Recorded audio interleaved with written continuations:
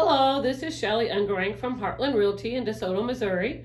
I'm doing another episode of Shelley Makes It Happen, which is a series of videos that I have tried to put together for people that just have general real estate questions.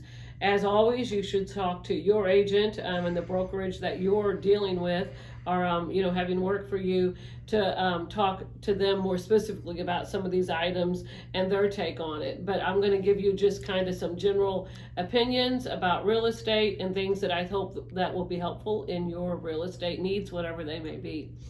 So the thing that we're going to talk today, because I did an episode once on getting your house ready to put on the market to sell. And of course, I think that was extremely, hopefully helpful and important for people to kind of go through that checklist to be ready to put their house on the market. But the one thing we didn't really talk about is how important it is, which is kind of a different checklist, about how important it is to have your house ready for photos. I am a little bit guilty of this myself about scheduling photos for clients and just kind of sending the photographer over there and not maybe giving them enough pointers as to how to be ready for this. So I have a checklist in front of me that I now try to go over with people so that they're kind of more ready for the photos whenever the photographer gets there. So we're going to kind of go through a list of 10.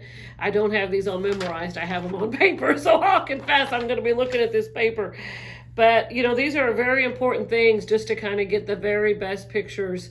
You can have the best photographer in the world, but if you don't do your part and have the house ready, then, the pictures just aren't going to be great. That's all I can say. And that's extremely important because, as we all know, everyone's shopping on the internet. And if they don't like the pictures of your house, they're just swiping on through.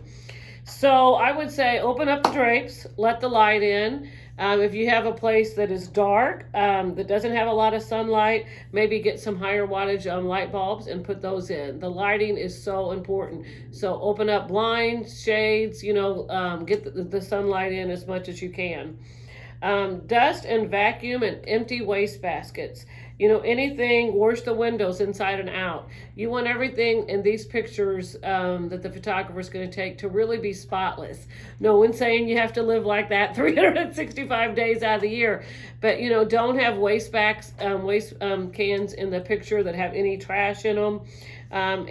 Dust, vacuum, make sure everything really looks picture perfect. When you clean the bathrooms, get all your personal toiletries off the vanities. Make sure that the lid of the toilet is closed. The shower curtain, in my opinion, needs to be closed. Remove any magnets from the refrigerator. Pretty much anything that doesn't really need to be there needs to be moved out of those areas.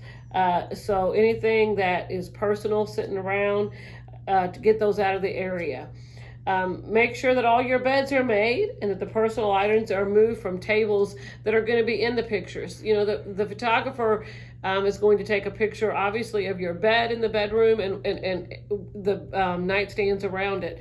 So, it's not ideal to have personal pictures on those nightstands. Try to make it as plain and basic as possible. You have to start looking at your house, and even when you go to sell it, this also applies as not so much your house anymore. This is going to be someone else's house. So the things that you may hold value to your heart are not your personal pictures, are not going to necessarily be things that you want them to spend a lot of time looking at. You want that house to look like it's, for them to be able to start imagining what they're going to do with the house and what they might put there. So remove all the clutter from each room. You want those rooms to look as big as they can, and you don't want to clutter them up.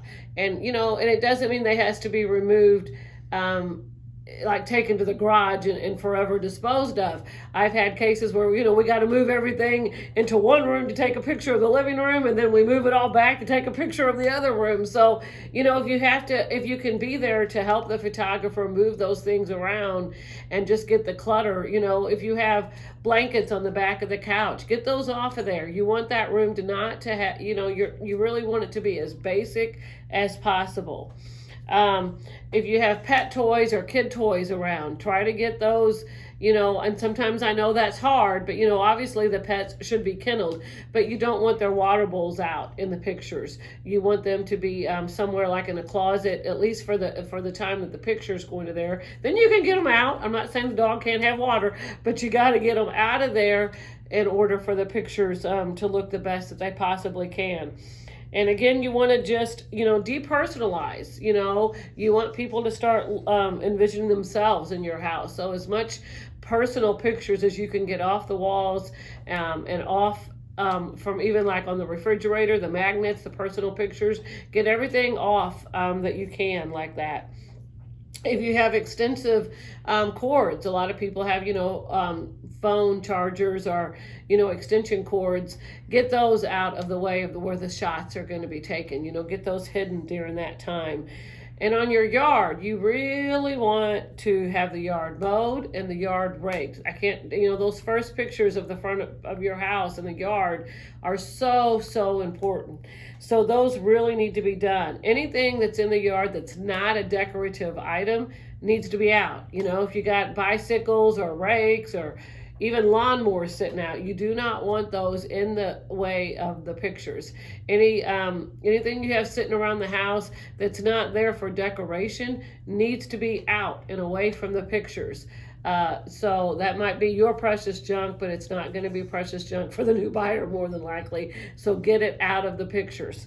The last thing I'm going to say, and this seems so simple, but a lot of times we forget about this, get the vehicles out of the driveway. When the photographer is going to take a picture of the house, they don't want a picture of your truck or your car or your boat or anything like that in the driveway. So anything that you can get out of the picture, less is more. Think of it that way whenever you think of pictures, less is more.